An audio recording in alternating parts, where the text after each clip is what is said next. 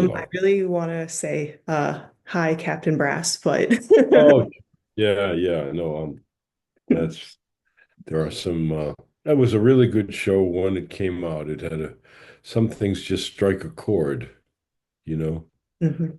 bigger than the actual event. That was one of them. Yep.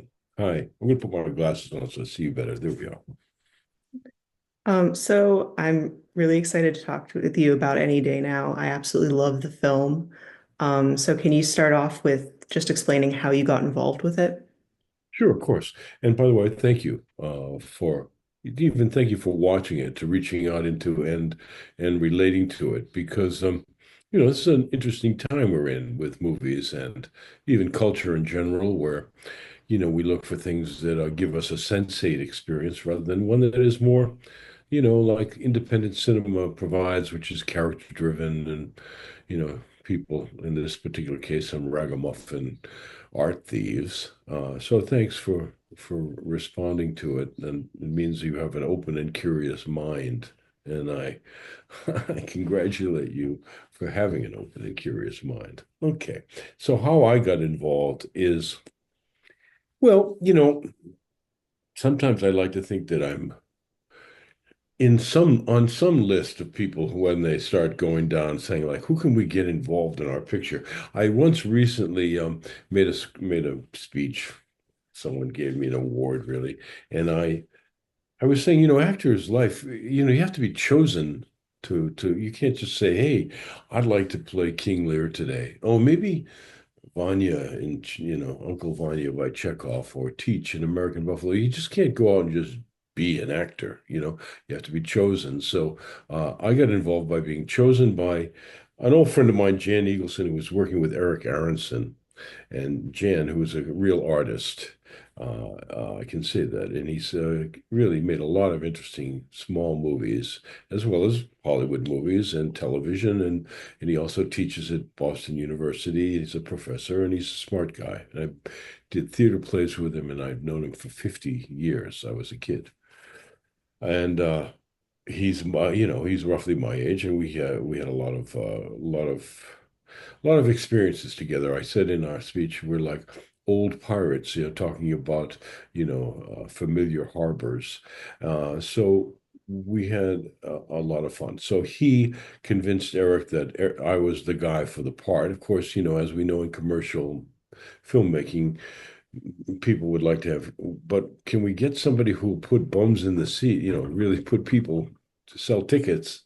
And Jan convinced Eric that this would be the way to go, to hire me to do this, have an artistic experience, which is really what Eric was looking to do as a first-time director, to feel in a good, in a good club. Awesome. And yeah, you're a Boston native, and the film is set in Boston with the Uh, backdrop of this really iconic hometown mystery. yeah. Um, did that kind of have any influence in you joining the project? Well, I mean, I like to work as an actor. I really get interested in the character and in the story and in the script and in the people that are making the picture. And of course, I remember it really well. I as a high school student in Boston, I went to high school in Boston. I would go to because Isabella Stewart Gardner was across the Fenway, where I used to play hockey all the time at Boston Arena. And I would, in between, all the practices and stuff, I would go to this Gardner Museum to do my homework because it was extremely beautiful and a real respite. I mean, Isabella Stewart Gardner, famous philanthropist and socialite, really, of Boston. It was an art collector extraordinaire in the turn of the century, 1900s era, and built an Italianate, beautiful villa, and put these beautiful paintings that she had been collecting and continued to collect built a museum for the citizens of Boston and made it free. So you could go, and no one went there because it was very, very quietly positioned and it didn't have a big marketing plan. And so you could walk in and sit in this courtyard of this villa, and I would be able to do my homework in the midst of art and quiet and peace and just relax there. Excuse me. And so, yeah, I knew about the museum. And frankly, when I heard that some ragamuffin ne'er-do-wells, dingbats, ripped it off, I got really kind of a little pissed off that they would invade such a pristine place. But yeah, I knew all about the museum heist. When returning to Boston to film this, did you get to go back to the museum kind of to like help you prepare or just to kind of like relive those memories? Well, because the museum, there's a little bit of politics to the museum, the heist stuff. They still have on the wall in the museum, the empty the frames that were left behind, because and they have them empty on the wall with a note what like which the Vermeer or the Rembrandt that was there. Um, so it's a kind of a they don't want to they're kind of trying to live down the idea a little bit, but at the same time let you know that there were these famous paintings that were stolen. So I didn't need to go back to do that, because I think the in our movie, as Eric says in the opening sequence, it's really not about the heist Mhm. as much as it's about the people, and the specific relationships of how this older thief turns this other young man into a thief and he gets to self-actualize himself, and my character gets to steal the paintings, and it's kind of a twisted Zen tale, of a master and student, and so that was really it was more about building the relationship with Taylor that was really kind of important to the story in my mind. Not as much about the art as much, I mean, not as much. Right, right. Yeah, you both like really blended into these roles because like after a while I completely like forgot that I was watching like actors that I recognized from other things and I was genuinely watching Marty and Steve. So what was it like working with Taylor to create the characters but also to create that relationship? Yeah, well, as you know, that's the goal of every actor is to get into the game and get into the pocket of a kind of reality.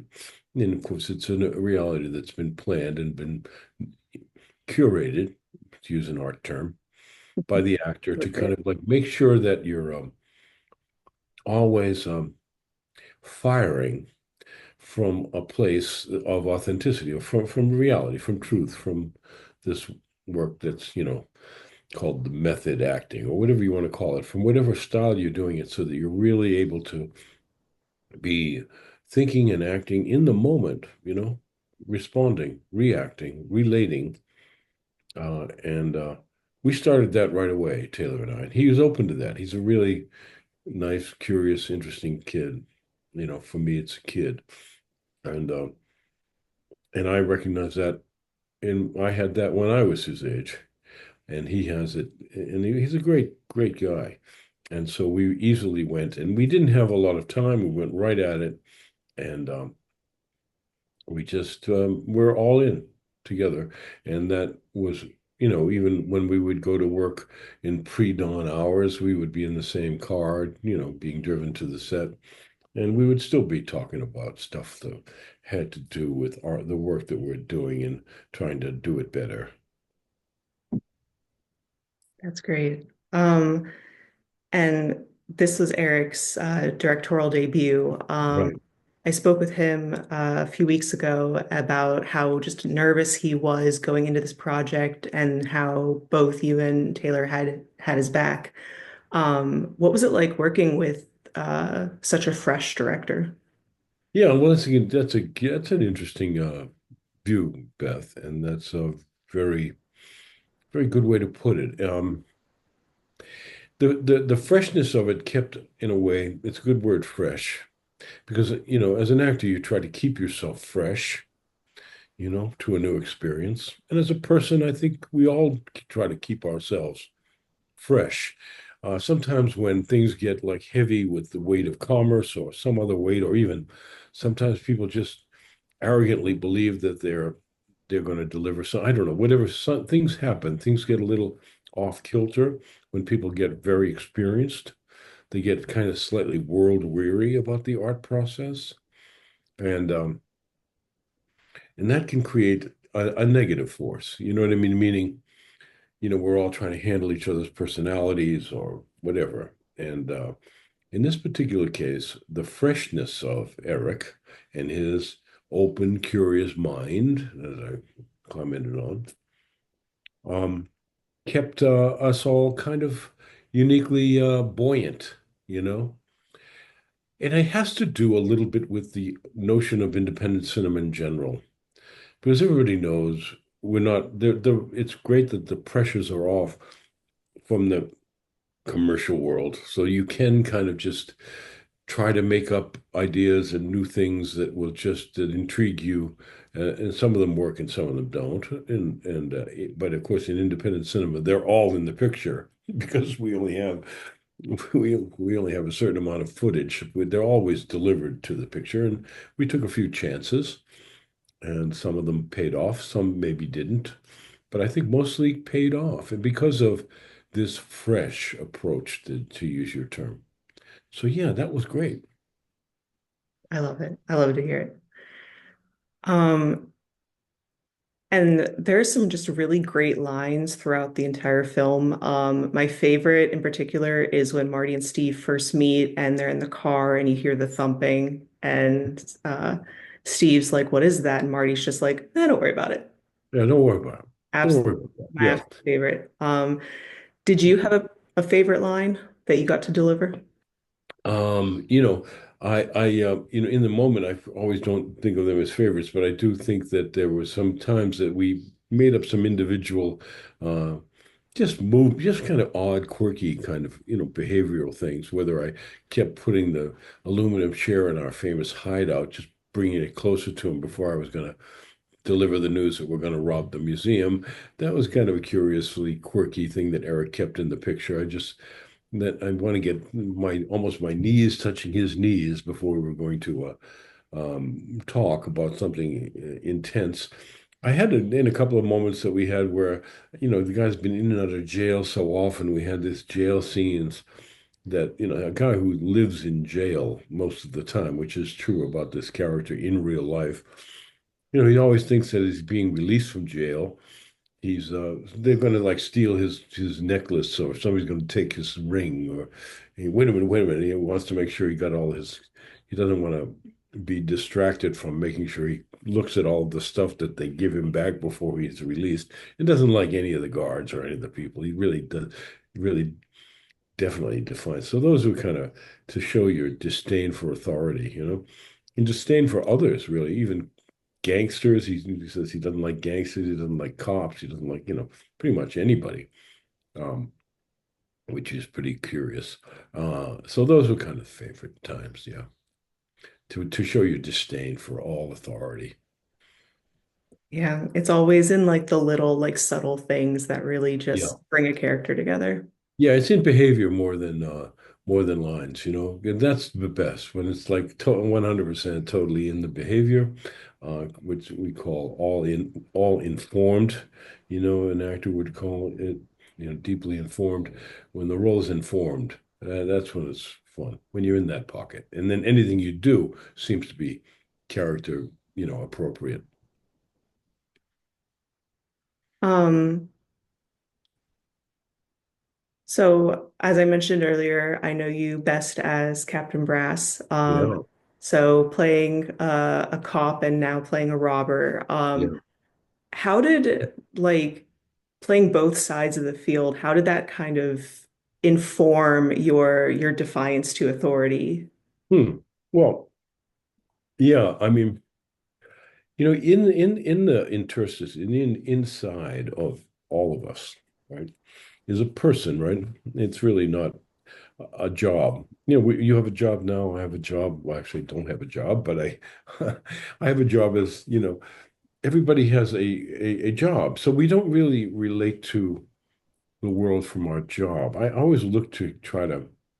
I used to like things that were kind of, that would different. If the guy was an attorney, he's really kind of like really a drunk. He's kind of fun loving. I remember doing that in this movie called Final Analysis with Richard Gere, asking if I could just be kind of crazy, kind of kind of, and you go like, and this guy is going to be your attorney.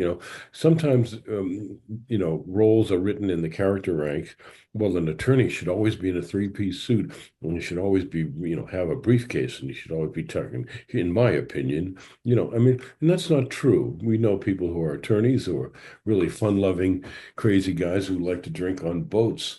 I mean, it's all great to see, or even judges who do that. I'm interested in the people, not more than the job. So Jim Brass, if you're mentioning a character, was I used to try to have some fun.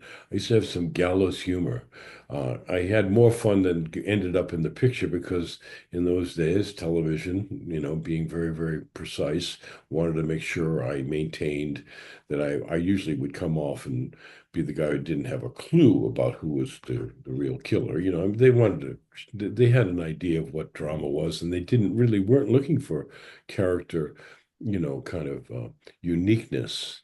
Um, and even like the fact that a whole person is kind of like a mobile of different facets, and they didn't want to explore that kind of stuff. It was pretty straightforward,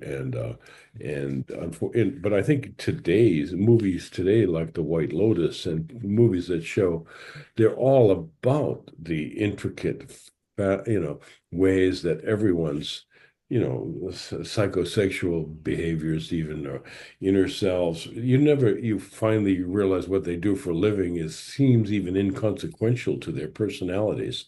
Uh, and I like that. I always thought that was a good way to examine people. So cops can be like have the heart of a thief, and a thief can have the heart of a cop.